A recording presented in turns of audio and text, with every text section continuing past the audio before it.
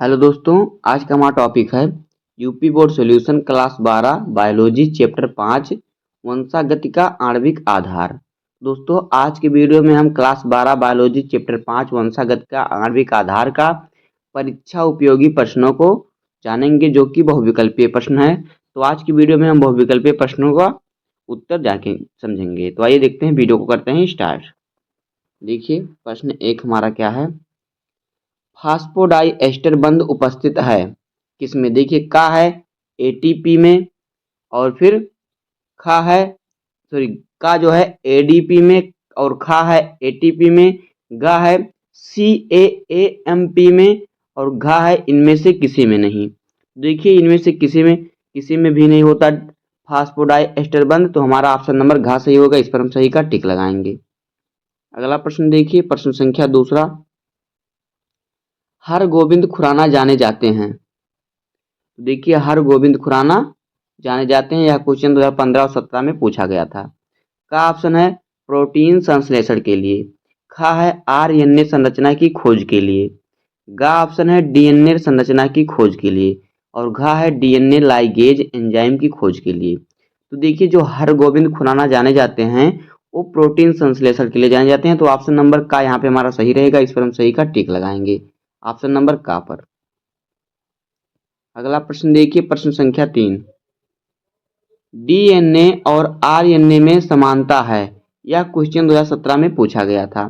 का ऑप्शन है दोनों न्यूक्लियोटाइड की पॉलीमर श्रृंखला है, खा है दोनों में एक समान शर्करा पाई जाती है, गा है दोनों एक समान पायरीमिडाइंस से युक्त होते हैं, और घा है दोनों इकहरी पॉलीन्यूक्लियोटाइड श्रृंखला के रूप में होते हैं। तो देखिए, यहाँ पे जो सही ऑप्शन होगा, ऑप्शन नंबर का होगा, दोनों न्यूक्लियोटाइड्स की पॉलीमर श्रृंखला है। तो ऑप्शन नंबर का हमारा सही रहेगा। इस पर हम सही का टिक लगाएंगे। अगला प्रश्न देखिए, प्रश्न संख्या 4। संदेशवाहक आरएनए का निर्माण होता है। का ऑप्शन है केंद्रक में, खा है राइबोसोम में, और गा है गाल्जी काय में, और घा है एंडोप्लाज्मिक रेटिकुलम में। तो देखिए, जो संदेशवाहक यानी मैसेंजरियम आरएनए जो होता है उसका निर्माण कहाँ होता है? केंद्रक में। तो ऑप्शन नंबर का हमारा सही रहेगा। इस पर हम सही का टिक लगाएंगे। अगला प्रश्न देखिए, प्रश्न संख्या 5। कारकों का विश्लेषण करने वाला पहला व्यक्ति कौन था? का ऑप्शन है ए ऑप्शन है कौन? ग्रास, और बी है हेकेल, सी है मेंडल, और डी है अल्टमान। या अल्टमैन यहाँ पे लिखा, अल्टमान होता है। तो देखिए, यहाँ पे जो सही ऑप्शन होगा, कारकों का विश्लेषण करने वाला पहला व्यक्ति जो था, वो ऑप्शन नंबर हमारा सी सही होगा, मेंडल। तो इस पर हम सही का टिक लगाएंगे। अगला प्रश्न देखिए, प्रश्न संख्या 6। किस वर्ष आनुवांशिक विरासत का तंत्र आणविक स्तर तक पहुंच गया? ए है 1986, बी है 1999, सी है 1926, और डी है 1945। तो देखिए, 1926 में आनुवांशिक विरासत का तंत्र आणविक स्तर तक पहुंच गया था। तो ऑप्शन नंबर सी हमारा सही होगा। इस पर हम सही का टिक लगाएंगे। अगला प्रश्न देखिए, प्रश्न संख्या 7। डीएनए का पूरा नाम क्या है? ए ऑप्शन है क्या? देखिए, डिजेनरेटिव एसिड, बी है डीऑक्सीराइबोन्यूक्लिक एसिड, और सी है डेडली न्यूक्लिक एसिड, और डी है डिसओरिएंटेड एसिड। तो देखिए, डीएनए का जो पूरा नाम होता है डीऑक्सीराइबोन्यूक्लिक एसिड होता है। तो ऑप्शन नंबर बी हमारा सही रहेगा। इस पर हम सही का टिक लगाएंगे। अगला प्रश्न देखिए, जीवित प्राणियों में कितने प्रकार के न्यूक्लिक एसिड मौजूद होते हैं? ए ऑप्शन है 1, बी है 2, सी है 3, और डी है 4। तो देखिए, जीवित प्राणियों में कितने प्रकार के न्यूक्लिक एसिड होते हैं? 2 प्रकार के। तो ऑप्शन नंबर बी हमारा सही होगा। इस पर हम सही का टिक लगाएंगे। अगला प्रश्न देखिए, सभी ज्ञात वायरस में आनुवांशिक पदार्थ डीएनए होता है, सही है या गलत है?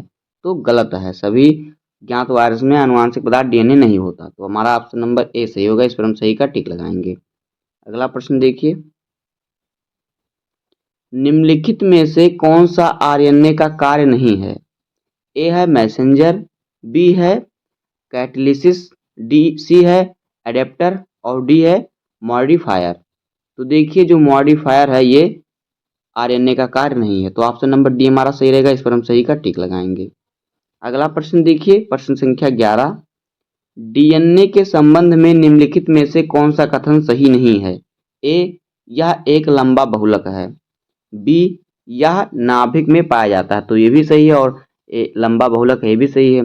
यह एक मूल पदार्थ है। डीएनए देखिए मूल पदार्थ नहीं है, तो हमारा जो ऑप्शन नंबर एक पूरा कौन सा कथन सही नहीं है, तो हमारा यहाँ पे कथन सी सही रहेगा, क्योंकि यही यही जो है गलत है। यह एक मूल पदार्थ है, लेकिन डीएनए मूल पदार्थ नहीं होता, और डी ऑप्शन है सबसे पहले फ्रेडरिक मीसर द्वारा पहचाना गया। तो सब सही है, सिर्फ सी वाला गलत है। तो हमारा यहाँ पे कह रहा है कौन सा कथन गलत है, तो हमारा सी वाला कथन गलत है। इस पर हम सही का टिक लगाएंगे। अगला प्रश्न देखिए, निम्नलिखित में से कौन सी किसी जीव की विशिष्ट विशेषता है? ए है आरएनए की संख्या, बी है प्रोटीन अणुओं की संख्या, और सी है गुणसूत्रों की संख्या, डी है डीएनए की लंबाई। तो देखिए किसी जीव की विशेषता उसके प्रोटीन अणुओं की संख्या पर निर्भर करती है। तुम्हारा ऑप्शन नंबर बी सही रहेगा। इस पर हम सही का टिक लगाएंगे। अगला प्रश्न देखिए, देखिए प्रश्न क्या है, एस्चेरिचिया कोली में कितने बेस पेयर मौजूद हैं? ए है 9856 बेस, बी है 4.6 गुणे 10 के पावर 6 बी बेस, और फिर सी है 3.3 गुणे 10 के पावर 9 बेस, और फिर डी है 10,000 बेस। तो देखिए यहाँ पे ऑप्शन नंबर बी हमारा सही रहेगा, 4.6 गुणे 10 के पावर 6 बेस। तो इस पर हम सही का टिक लगाएंगे। अगला प्रश्न देखिए, लैम्डा फेज में कितने न्यूक्लियोटाइड मौजूद होते हैं? ए है 48,502 बेस, और फिर बी है 98,526 बेस, सी है 10,000 बेस, और डी है 5,326 बेस। तो यहाँ पे जो सही ऑप्शन होगा ऑप्शन नंबर ए 48,502 बेस। तो इस पर हम सही का टिक लगाएंगे। अगला प्रश्न देखिए,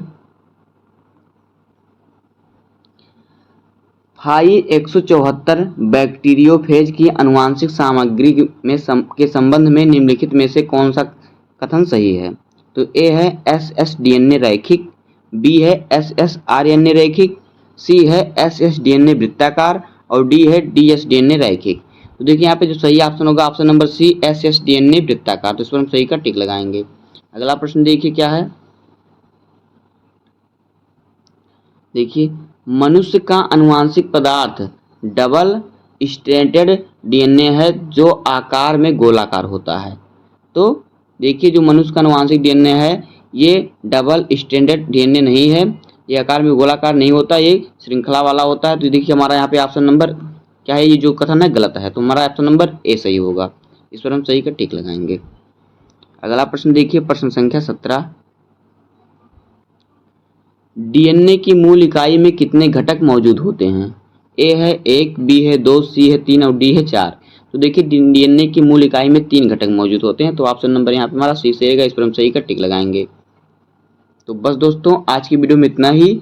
उम्मीद है कि आपको वीडियो पसंद आया होगा। अगर आपको वीडियो पसंद आया हो तो वीडियो को लाइक कर दीजिएगा, और चैनल पर नए हैं तो सब्सक्राइब कर दीजिए। मिलते हैं किसी नेक्स्ट वीडियो में, तब तक के लिए धन्यवाद। जय हिंद।